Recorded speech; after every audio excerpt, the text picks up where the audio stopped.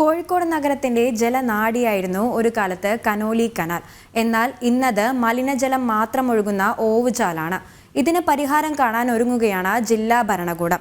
Canal മലിനമാക്കുന്ന നടപടി ശ്രദ്ധയിൽപ്പെട്ടാൽ വൻ തുക പിഴ ഈടാക്കാനാണ് ജില്ലാ ഭരണകൂടത്തിന്റെ തീരുമാനം. ബ്രിട്ടീഷ് ഭരണകാലത്ത് മലബാർ കളക്ടറായിരുന്ന കനോലി സാഹിബ് കല്ലായിപ്പുഴയും എലത്തൂർ പുഴയും ബന്ധിപ്പിച്ച് ഗതാഗതത്തിനായി നിർമ്മിച്ചതാണ് ഈ കനാൽ. കനോലി കനാൽ ശുദ്ധീകരിക്കണമെന്നത് കാലങ്ങളായുള്ള ആവശ്യമാണ്.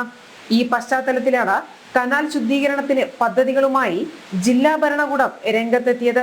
കനാൽ മലിനമാക്കുന്ന നടപടി ശ്രദ്ധയിൽപ്പെട്ടാൽ വൻ തുക പിഴയായി ഈടാക്കും.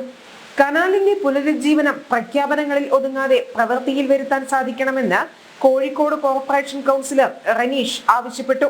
ടൂറിസം ഡെവലപ്മെന്റുമായി ബന്ധപ്പെട്ടുകൊണ്ട് 1200 കോടി രൂപ അനുവദിച്ചുവെന്നാണ് സംസ്ഥാന സർക്കാർ എന്ന് പറഞ്ഞത്.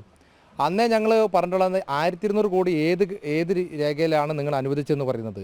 സംസ്ഥാന ഗവൺമെൻറ്റാണോ അനുവദിച്ചിട്ടുള്ളത്, കേന്ദ്ര ഗവൺമെൻറ്റാണോ അനുവദിച്ചിട്ടുള്ളത്, എന്താണ് എന്ന് വ്യക്തമാക്കണമെന്ന് പറഞ്ഞിട്ടുള്ളതാണ്. പക്ഷേ അന്ന് ബഡ്ജറ്റ് പ്രഖ്യാപനത്തിൽ 1200 കോടി പ്രഖ്യാപിച്ചു എന്ന് പറയുകയല്ലാതെ നാളിതുവരെ അതിൻ്റെ ഒരു പ്രവർത്തനങ്ങളും തുടങ്ങിയിട്ടില്ല.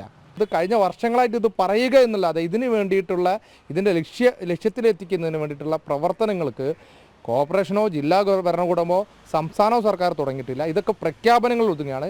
വ്യവസായ സ്ഥാപനങ്ങൾ, ഫ്ളാറ്റ്, ആശുപത്രി, ഹോട്ടലുകൾ എന്നിവയാണ് കനാലിനെ മാലിന്യ നിക്ഷേപ കേന്ദ്രമാക്കി മാറ്റിയത്. ഗതാഗതത്തിന് മാത്രമല്ല മത്സ്യസമ്പത്തിന്റെ കേന്ദ്രവും കൂടിയായിരുന്നു ഈ കനാൽ.